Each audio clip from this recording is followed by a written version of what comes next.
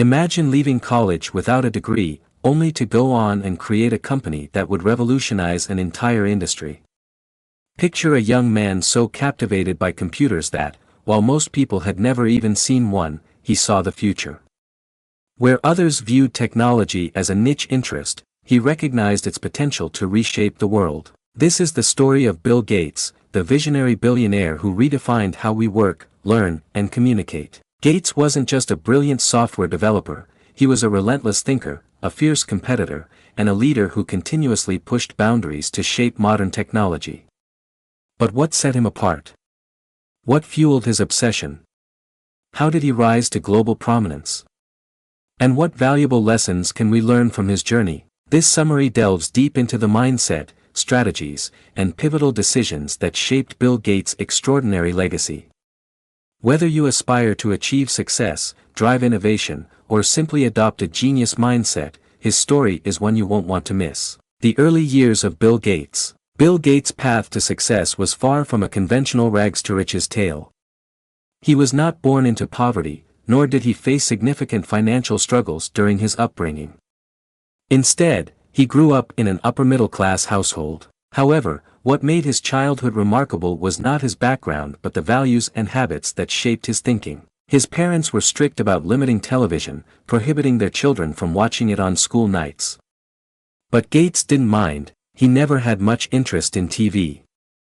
Instead, his parents encouraged activities that stimulated intellectual growth, such as reading, engaging in thought-provoking discussions, and playing challenging strategy games. Family vacations played a crucial role in developing his competitive nature. The Gates family often traveled with other families, and one of the highlights of these trips was the mini Olympics they organized. These friendly competitions further fueled Bill's natural drive to challenge himself and outperform others. At school, his passion for science and mathematics was evident. He excelled in these subjects and later achieved a perfect score of 800 on the math section of the SAT. However, his true fascination was ignited in 1968 when he encountered a computer for the first time. At the time, computers were incredibly expensive, owning one required millions of dollars. Since most schools couldn't afford them outright, they subscribed to shared computing services, allowing students to connect to remote mainframe computers. Gates quickly became obsessed, spending countless hours working on these machines. His first coding project was a digital version of tic-tac-toe. However, he soon realized that using the school's computer was costly. The system charged $8 per hour, a significant amount for any student. Determined to continue learning, he needed an alternative solution. In pursuit of more access to computers, Gates sought an opportunity that would allow him to work with them without incurring high costs. Around that time, a company called C-Cubed opened in his city. At just 13 years old, Gates leveraged his computing knowledge to secure a position there. His role involved identifying and fixing software bugs, and in return, he was granted unlimited access to the company's computers. By the time he was 15, Gates had taken on an even more ambitious project. He developed a program called Trafo Data, which collected and analyzed traffic data in Seattle, helping traffic engineers optimize road usage.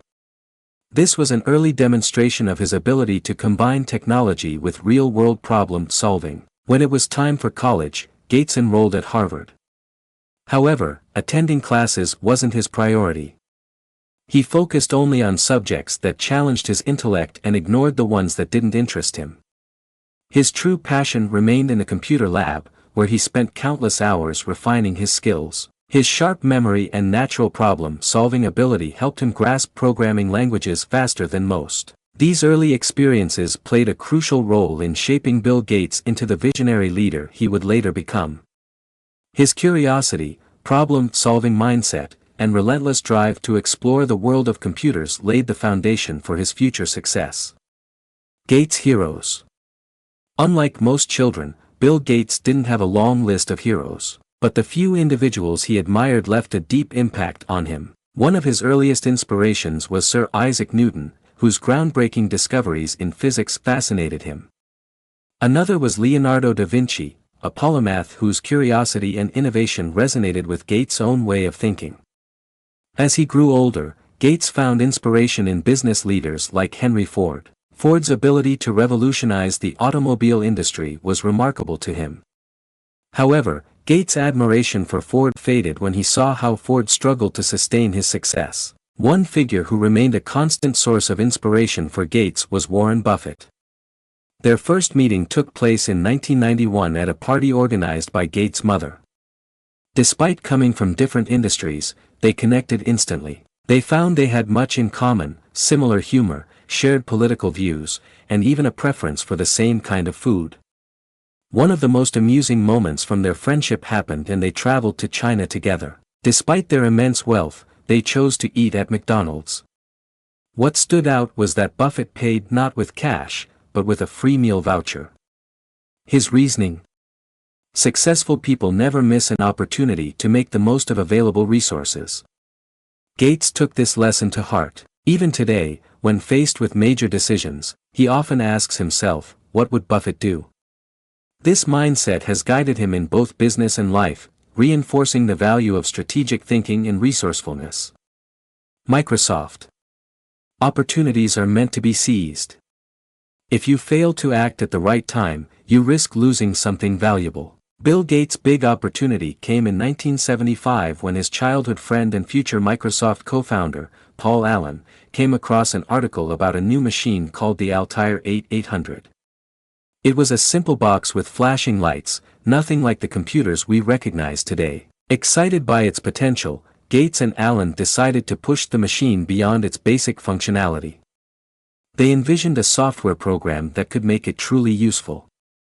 To bring their vision to life, they approached Ed Roberts, the founder of Myats, the company behind the Altair 8800. Gates boldly claimed that he and Allen had already developed software that could run on the machine, a statement that wasn't entirely true yet. This was a turning point. Gates managed to convince Roberts to let them demonstrate their software to the company's board of directors in just 6 weeks. The only problem: the software didn't exist yet. With time running out, Gates and Allen worked tirelessly to create it from scratch. On the day of the demonstration, Allen presented their newly built software to MITS. The board was impressed. This was something they had never seen before. MITS agreed to buy the software for $3,000 along with a share of future profits. This success fueled Gates and Allen's dream of starting their own company. At a time when the concept of a software company didn't even exist, they decided to create one. They named their company Microsoft, combining micro from microcomputers and soft from software. Later, they dropped the hyphen, and Microsoft was born, the company that would revolutionize the tech world. From the start, Gates was highly selective about hiring employees. He focused on fresh graduates, young minds not yet influenced by traditional corporate thinking. He wanted sharp, adaptable individuals who could immerse themselves in Microsoft's unique software development process. Working at Microsoft was anything but conventional. Employees often coded for days without a break. Gates himself believed that sleep is for the weak. He expected his team to work hard, but never more than he did himself. Managing the company while coding alongside his employees, he once went nearly 6 years, between 1978 and 1984, taking only 15 days off.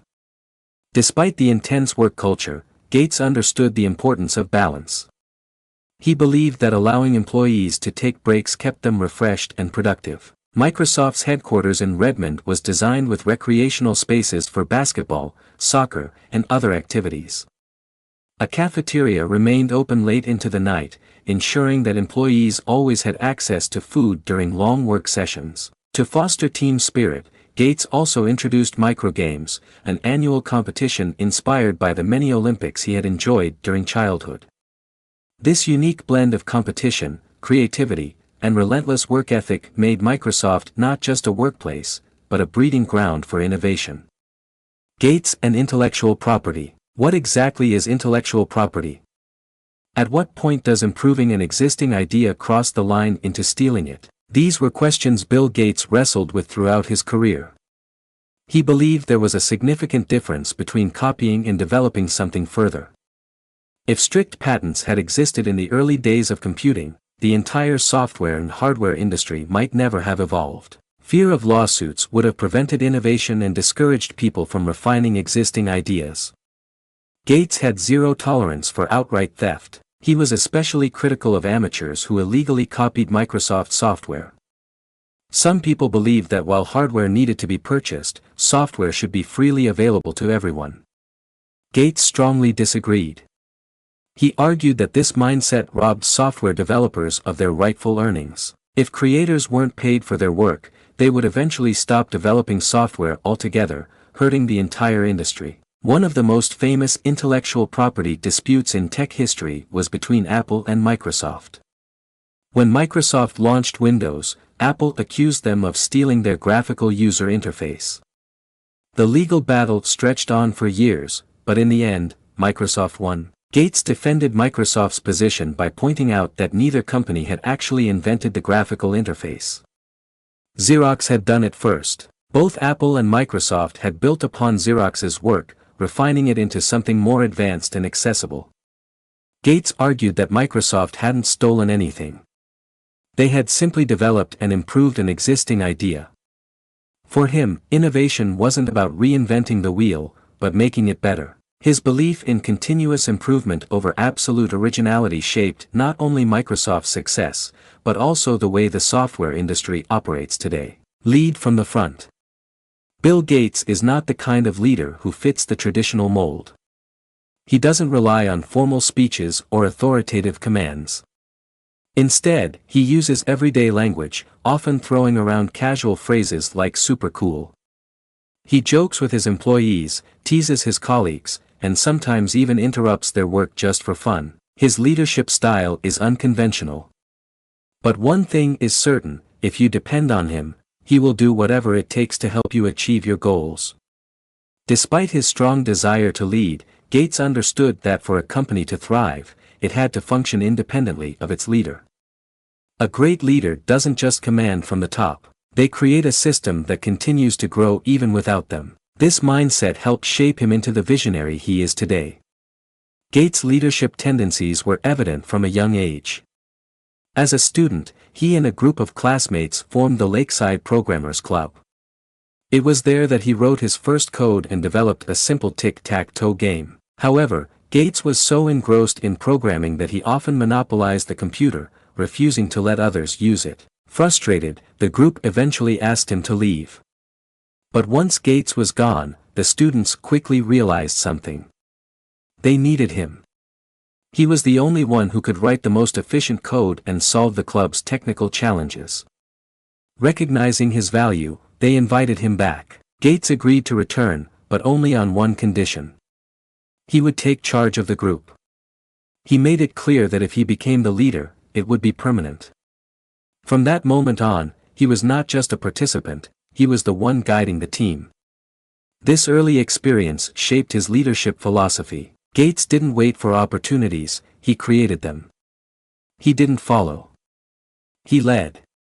And when he took charge, he made sure he stayed at the forefront, driving his vision forward. Innovate, innovate, innovate. If no one has ever laughed at one of your ideas, you're not being creative enough. This belief has been at the core of Bill Gates' approach to innovation. Microsoft has always prioritized bringing the latest technology to its customers, and this relentless pursuit of progress has kept the company at the top for over 4 decades. No matter how one views Microsoft as a company, its impact on the world is undeniable. It has transformed the way people work, communicate, and interact with technology. Gates has always embraced a particular mindset. Who is coming to beat me today? He understands that the world is full of brilliant minds, all striving to reach the top of the technology market. To stay ahead, he believes in continuous evolution, ensuring Microsoft always remains at the forefront. This philosophy has driven Microsoft to invest heavily in research and development. Gates firmly believes that software is a blend of art and engineering. One cannot survive without the other. That's why he ensured that Microsoft employees possessed a mix of both creativity and technical expertise. One of the company's recurring criticisms has been its frequent delays in releasing software updates. Gates, however, never saw this as a flaw. For him, quality was always the highest priority. If an update needed more time to ensure perfection, then delaying it was not just acceptable, it was necessary. In his eyes, innovation was never about rushing, it was about getting it right. Stress test your ideas. Bill Gates takes ideas very seriously. He believes that once a manager makes a decision, there should be no second guessing.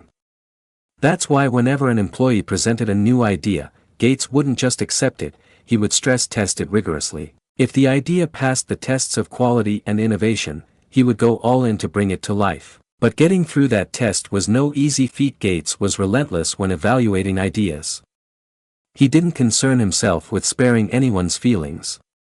He would criticize, argue, and even raise his voice, challenging employees to defend their proposals under pressure. He created imaginary worst-case scenarios to see if an idea could hold up under stress. His philosophy was simple.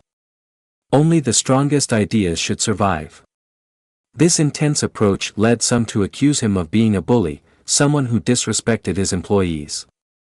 While that wasn't true, it was easy to see why people might think so.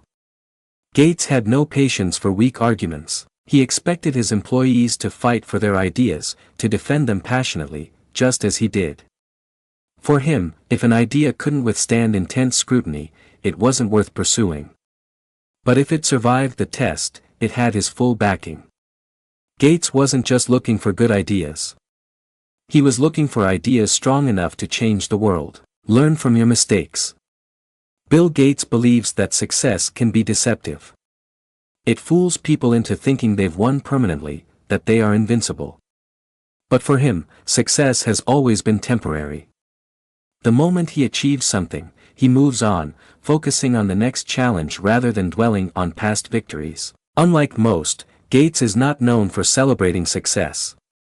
Instead, he is known for reflecting on failures. One of Microsoft's most notable failures was Microsoft Bob. Microsoft Bob was an animated character designed to help users navigate their computers. However, the program was so sophisticated that it required high-end hardware to function properly. The market wasn't ready for it. Users disliked it, and Gates realized he had made a crucial mistake. He had introduced software that the world simply wasn't prepared for. Another major lesson came from Microsoft's near failure to recognize the importance of the Internet. When the Internet was first introduced, Microsoft ranked it as just the company's fifth or sixth priority. Fortunately, Gates had a moment of realization. He saw how the Internet was going to revolutionize everything, and Microsoft was dangerously behind. Instead of panicking, he took decisive action. He sent an internal memo to all employees declaring that the Internet was now the company's top priority. Within months, Microsoft launched Internet Explorer, their own web browser. It went on to become the most widely used browser in the world for years, proving that even in the face of mistakes, quick adaptation and learning could turn things around. For Gates, failure is not something to be feared. It is something to be learned from. And in the fast-moving world of technology, the ability to adapt is what separates true innovators from the rest. The story of a rivalry. Bill Gates' competitive spirit was one of the biggest driving forces behind Microsoft's success. He had an unrelenting desire to win, whether it was a simple game of chess or an all-out battle against Apple. His hunger for success constantly pushed him forward. Steve Jobs wasn't much different. In many ways, their backgrounds were strikingly similar. Both were young visionaries from the US who saw glimpses of an extraordinary future before the world did. Both were fiercely controlling leaders, and both entered a rapidly evolving tech industry at a time when innovation was reshaping the world. It was only natural that they would become rivals. However, there were fundamental differences between them. Gates focused on developing products for the existing business world, while Jobs was more concerned with creating for those who thought differently. Gates prioritized functionality, how well a product worked. Whereas Jobs obsessed over aesthetics, design, and user experience, their rivalry wasn't just professional, it became personal. Jobs took every opportunity to criticize Gates and Microsoft, even dragging them into court. The most famous legal battle occurred when Apple accused Microsoft of stealing its graphical user interface while developing Windows. Despite this, both Gates and Jobs knew the market was big enough for them to coexist. They understood that their fierce competition had made both Microsoft and Apple stronger. In the end, it was a battle with no true losers, only two companies pushing each other toward greater heights. Despite decades of rivalry, they also shared a complicated friendship. Near the end of Jobs' life, Gates visited him at his home. They reminisced about their early days, their battles, and how their rivalry had shaped their companies. They both acknowledged that their competition had played a crucial role in their mutual success. This story serves as a reminder. Rivalry fuels competition. Competition gives purpose, and purpose leads to success. Family. Bill Gates was never the kind of person who charmed others with a warm smile or planned romantic getaways. Instead, he spent most of his time in front of a computer, coding for hours on end. This wasn't exactly the ideal way to build relationships. Yet Gates was athletic, intelligent, and confident, qualities that naturally attracted some women. One of his most well-known relationships was with Anne Winblad, whom he dated for 3 years. However, they eventually parted ways because Gates wasn't ready to turn their relationship into marriage. This wasn't surprising. A man like Gates was always focused on pushing his company forward. He knew that marriage was inevitable at some point, but he wasn't in a hurry. He believed that when the time came, the woman he married would have to be someone truly special. That special person turned out to be Melinda French. Just 4 months after Melinda joined Microsoft, she attended the New York Trade Fair with Gates. Her intelligence and sense of humor caught his attention, and she, in turn, was pleasantly surprised to find that Gates was much funnier than she had expected. But their romance didn't take off immediately, and there's an amusing story behind it. When Gates first asked Melinda out, he casually suggested a date 2 weeks later. Melinda wasn't impressed. She had expected something more spontaneous and special for a first date. Realizing his mistake, Gates reconsidered. He called her again, and despite having a conference scheduled that day, he made time for dinner with Melinda that very night. Years later, their relationship led to a grand wedding. Despite his intense work ethic, Gates always knew how to balance his career and personal life. He prioritized his family above everything else. He believed in raising his children with a sense of normalcy, which is why he decided to donate most of his wealth to the Bill and Melinda Gates Foundation rather than leaving it all to his kids. He ensured that his children received the best education and upbringing, but he wanted them to carve their own paths rather than rely on his fortune. Gates believed that true success wasn't just about making money, it was about understanding the importance of family. After all, what's the point of achieving success if you have no one to share it with? No matter how ambitious you are, family should always come first. Read like Bill Gates.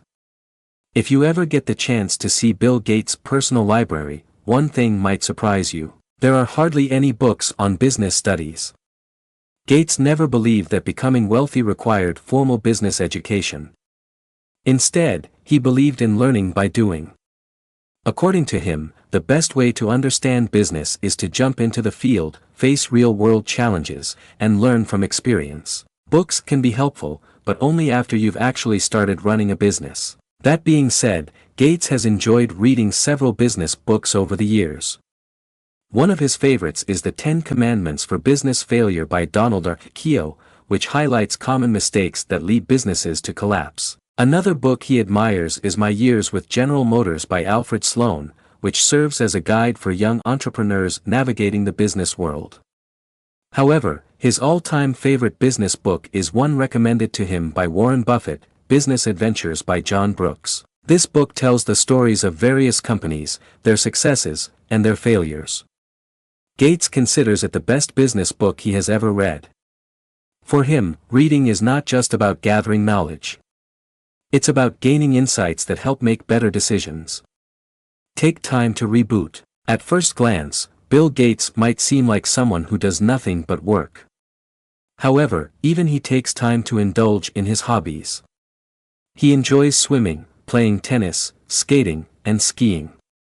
But with only 24 hours in a day, something had to give. So what did he sacrifice? Sleep. Gates was known for working 36 hours straight without a break. However, as he grew older, exhaustion caught up with him. Finding time to rest became a challenge, but he knew he needed to adjust his lifestyle. Recognizing the need for balance, Gates took a step back. In February, he stepped down as CEO of Microsoft, handing over the role to Steve Ballmer. By February 2008, he transitioned to part-time work at Microsoft, though his part-time workload was still equivalent to most people's full-time jobs. Then in February 2014, he stepped away from his chairmanship altogether. This didn't mean his life became empty. On the contrary, Gates redirected his time toward reading, writing, and working with the Bill and Melinda Gates Foundation. He traveled extensively to ensure that his charitable initiatives were making a real impact worldwide. The key takeaway: rest is just as important as work. If you dedicate all your time to work without pause, you may eventually be forced to step away completely. Gates's relentless work ethic helped him achieve great success, but his ability to reboot and prioritize what truly mattered kept him moving forward. Give something back. In the beginning, Bill Gates wasn't focused on philanthropy. He believed that to achieve his goals, he needed to block out all distractions, including charity. In 1987, when asked about giving back to society, he replied that for the next 10 years, his sole focus would be Microsoft. After that, he would consider philanthropy. When the same question was asked in 1992, his response remained unchanged. Gates believed that his work at Microsoft was already benefiting society by advancing technology. However, once he started giving back, he never stopped. In the mid-1990s, Gates established the William H. Gates Foundation, named after his father. The inspiration came from his mother, Mary Gates, who had a profound influence on his life. She had always encouraged him to use his success to help others. Her passing in 1994, after a long battle with breast cancer, further motivated him to take philanthropy seriously. Before she passed away, Mary hosted a bridal event for Melinda and gave a heartfelt speech. Gates still remembers her final words that day: "To whom much is given, much is expected." Gates took this message to heart. He wanted to ensure that his wealth reached those who truly needed it, which led him to create structured foundations. When he stepped down from full-time work at Microsoft, he stated that he wanted to focus more on philanthropy. In his words, "With great wealth comes great responsibility, the responsibility to use resources for the greater good." Among his many charitable initiatives, the most well-known is the Bill and Melinda Gates Foundation, which he co-founded with his wife in February. Today, it is one of the world's largest and most influential charitable organizations. The foundation has made a global impact, particularly in healthcare. If polio is eradicated in the coming years, much of the credit will go to the foundation's relentless efforts. One of Gates's closest friends, Warren Buffett, became a trustee of the foundation, and by 2021, had donated over $41 billion to support its mission. Buffett deeply admires Gates and trusts his ability to drive meaningful change in the world. While Gates initially postponed philanthropy, it wasn't because he didn't care. It was because he believed that waiting until Microsoft was stable would allow him to contribute far more. He wanted to first secure his success so that when he gave back, he could do so on a scale beyond anything he had ever imagined. And today, his vision has come true. The Gates legacy. Bill Gates has never been concerned about how people will remember him. It simply isn't in his nature. He doesn't care if history records how he spent his wealth or how he contributed to making the world a better place. Instead, he wants people to look back at history and see how much progress has been made, how poverty has declined, how child mortality rates have improved. For him, it doesn't matter who gets the credit. What matters is that the world continues to move forward. But regardless of what Gates wants, he will be remembered. He is not just another billionaire who made millions, donated to charity, and quietly faded away. He has done far more than that. Gates has shaped industries, changed lives, and left an undeniable mark on history. His journey is not just about wealth, but about vision, resilience, and impact. If there's one thing to take away from his story, it's this: be like Gates. Not just in terms of success, but in the way he thinks, innovates, and pushes boundaries. His legacy is not just about what he built. It's about the mindset that made it all possible. Conclusion. From a young age, Bill Gates had an intense passion for software and technology. He grew up in an environment that fueled his desire to compete, push boundaries, and challenge the status quo. Starting Microsoft was no easy task for him and his best friend, Paul Allen. They promised to deliver software that didn't even exist yet. But within 6 weeks, they not only built it, but successfully presented it. Their relentless effort paid off. Gates has always been a strong believer in intellectual property. He understood the difference between stealing and developing. He argued that improving an existing idea to make it better is not theft, it's innovation. One of the biggest lessons we can learn from Gates is the importance of leading from the front. It's crucial to prove your value to those around you. Otherwise, failure is inevitable. Stress testing ideas, putting them under pressure, and learning from mistakes are all key ingredients of success, and at the heart of it all lies innovation. In a highly competitive world, survival depends on mastering these principles.